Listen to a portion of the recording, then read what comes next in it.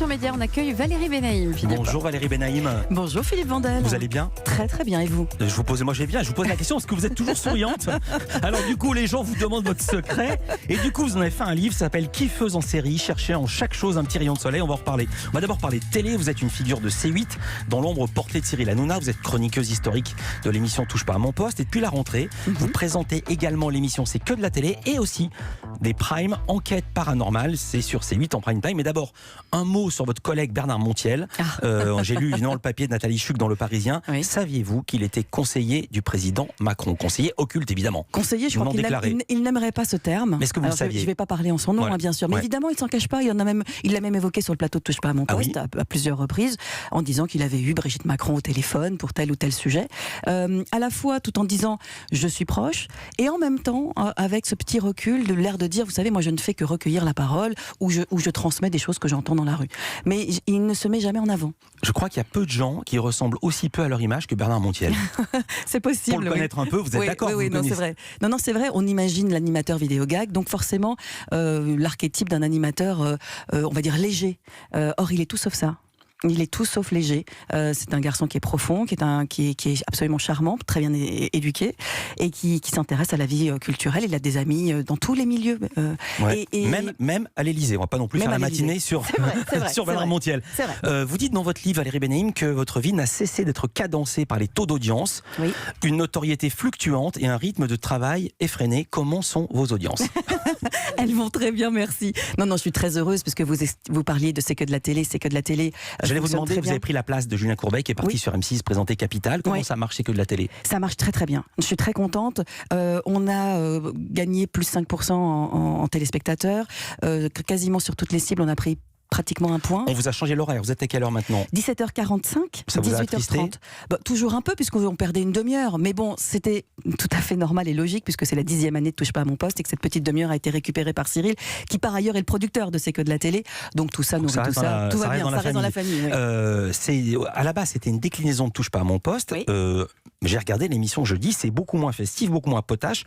Le premier sujet était consacré à un thème très grave, très intéressant. C'était un livre sur 12 femmes qui se battent contre le glyphosate, contre le cancer du sein, contre toutes sortes de fléaux. Le deuxième sujet était consacré à un reportage du 13h de France 2, le casse-tête des places d'hébergement au SAMU social. On n'est vraiment pas dans l'after school. C'est vraiment, non mais c'est des sujets magazines.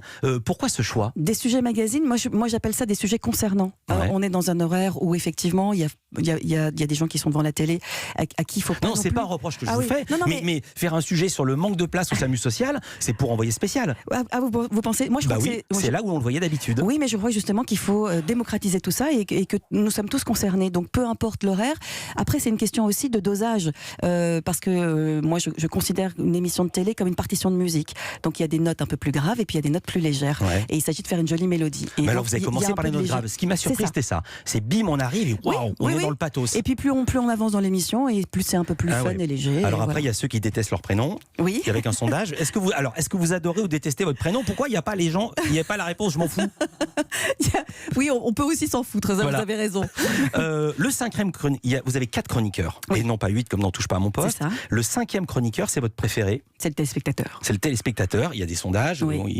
Et alors, quelque chose m'a frappé, il y a des gens qui vous écrivent pour demander des conseils. Par exemple, une jeune femme vous demande que faire quand on apprend que l'homme qui vous a vu grandir n'est pas votre père biologique. C'est un sujet très grave. Très grave. Et vous posez la question à vos 4 chroniqueurs, pardon de dire ça, mais c'est quoi leurs compétences pour répondre à une question aussi grave? D'abord, pour la plupart, ils sont journalistes. Donc leur compétence, c'est d'avoir fouillé, travaillé. En amont, les questions sont posées par les téléspectateurs tout au long de la journée. Donc on en sélectionne quelques-unes.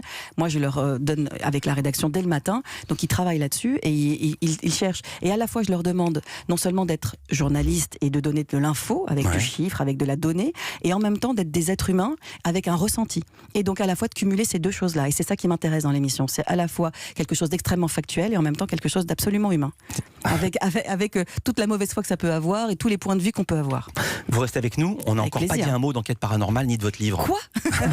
Valérie Benaïm est notre invitée. On continue à parler de son actualité dans un instant. Émission à suivre également en vidéo sur europe1.fr.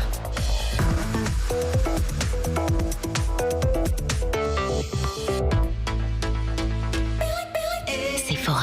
Aujourd'hui et jusqu'à ce soir seulement, le Black Friday vous régale avec les produits de la fameuse marque Tarte Cosmétique à moins 20%. Moins 20% sur tous les produits de la marque Tarte Cosmétique à base d'ingrédients d'origine naturelle. Voilà une offre à laquelle on ne peut pas résister. Et comme chez Sephora, les bonnes surprises n'arrivent jamais seules, jusqu'au 2 décembre, les parfums et coffrets parfums vous attendent à moins 30%. Oui, oui, vous avez bien entendu, moins 30%. Voir conditions en magasin sur sephora.fr. Sephora, au cœur de la beauté. Bonjour, c'est encore moi.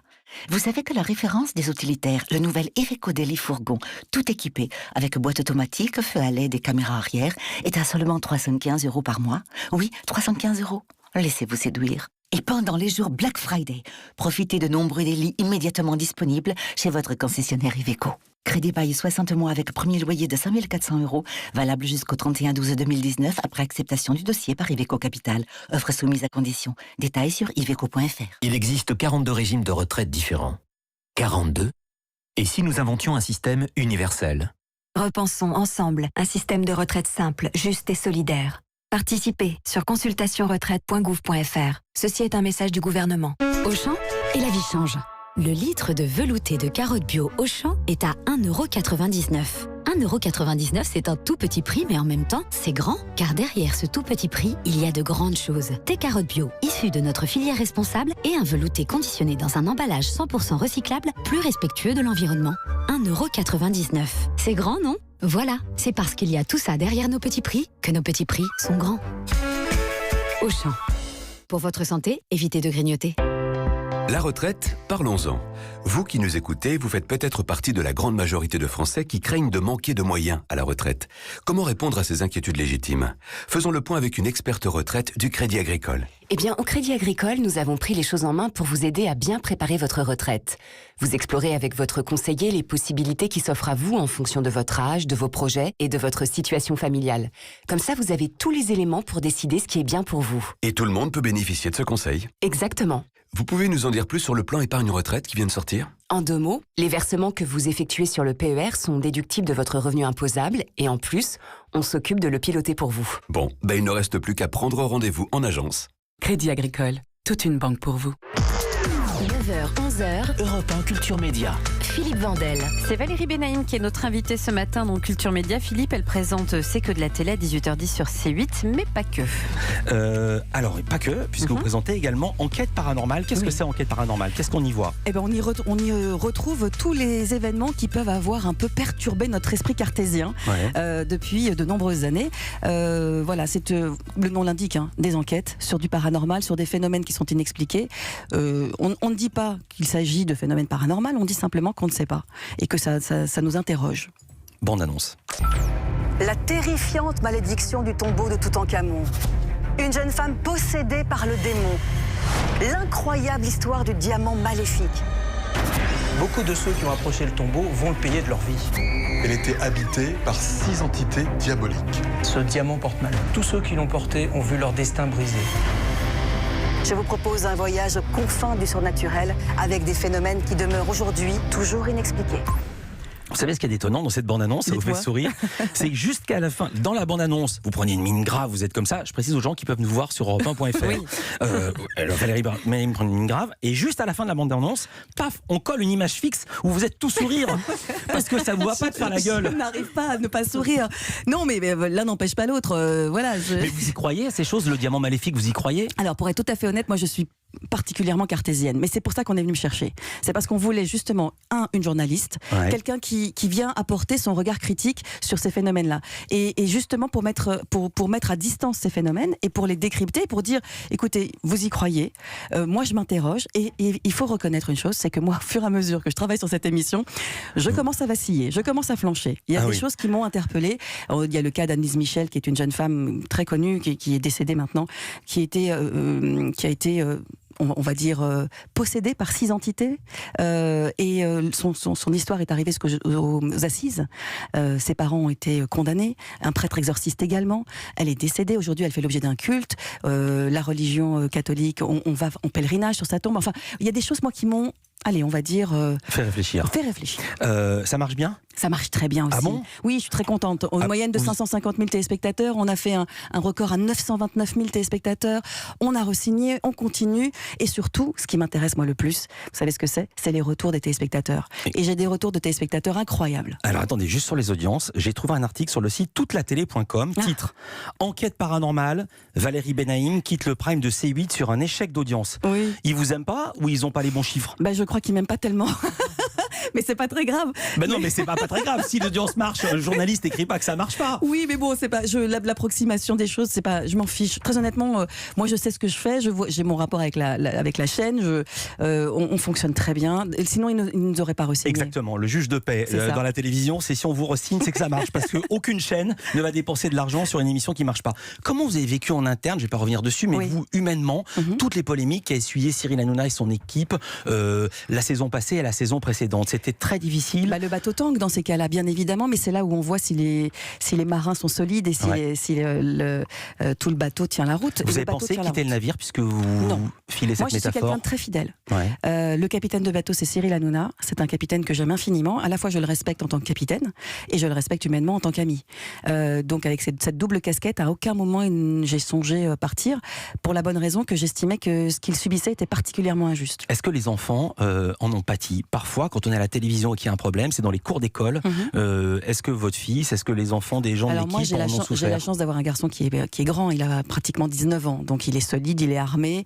Et puis, il sait ce que... Et il va plus à l'école ? Non, mais il sait ce que... Il a arrêté en 3e. Je crois, il sait ce que vaut sa mère. Ouais. Donc, voilà. Donc, ça l'a pas ébranlé plus que ça. Et puis, ses camarades me connaissent aussi depuis qu'ils sont tout petits. Pour les plus petits, en revanche, je ne sais pas, je n'ai pas posé la question à Cyril, mais ils sont petits, les siens. Donc, non, mais je parlais de l'équipe, il y a beaucoup de monde. Oui, mais j'imagine, bien évidemment, qu'à ce moment-là, ça rayonne. Donc, les enfants en prennent aussi un peu pour leur grade. C'est à nous aussi de leur expliquer ce qui se passe. Je reviens à votre livre. Dans la préface, vous écrivez « Pas toujours facile de rester zen dans cet univers ultra concurrentiel qui n'hésite pas à vous remplacer, c'est la télé, au gré des nouvelles modes, des nouvelles tendances et des petites jeunettes. Vous avez eu peur ? Vous avez peur des petites jeunettes qui arrivent ? Non, honnêtement, moi, j'ai jamais peur. C'est mon problème. Je suis très inconsciente. Ah bon ? Et peut-être parce que je travaille avec un type que j'adore et dont je sais que ça se passe bien et qu'avec, a priori, on va faire une longue aventure ensemble. C'est Cyril Hanouna. Mais honnêtement... Non, mais c'est vous qui en parlez des petites jeunettes, c'est pas moi. Oui, mais parce que c'est la réalité du métier. Ouais. C'est la réalité du métier, évidemment, et c'est tant mieux. On peut dire votre âge ? Oui, j'ai 50 ans. J'ai eu 50 ans cet été. Merci beaucoup. Je rappelle, enquête paranormale, ça revient quand ? Ça revient, je crois, en janvier. D'accord, si elle ne sait même pas. On en tourne là, Kiffeuse en série, c'est aux éditions First. C'est que de la télé du lundi au vendredi. Prochain sujet ? Alors, écoutez, là, on reçoit Annie Dupéret. Demain, un formidable sujet sur des victimes parmi les victimes. Les femmes battues, mais dans le monde de la police et de la gendarmerie, on n'y pense pas. Vers qui se tourner ? Vers les collègues de son mari qui vous bat ? Très compliqué. Merci beaucoup, Valérie Benaïm. Merci d'avoir été en direct avec nous ce lundi sur Europe. Dans un instant,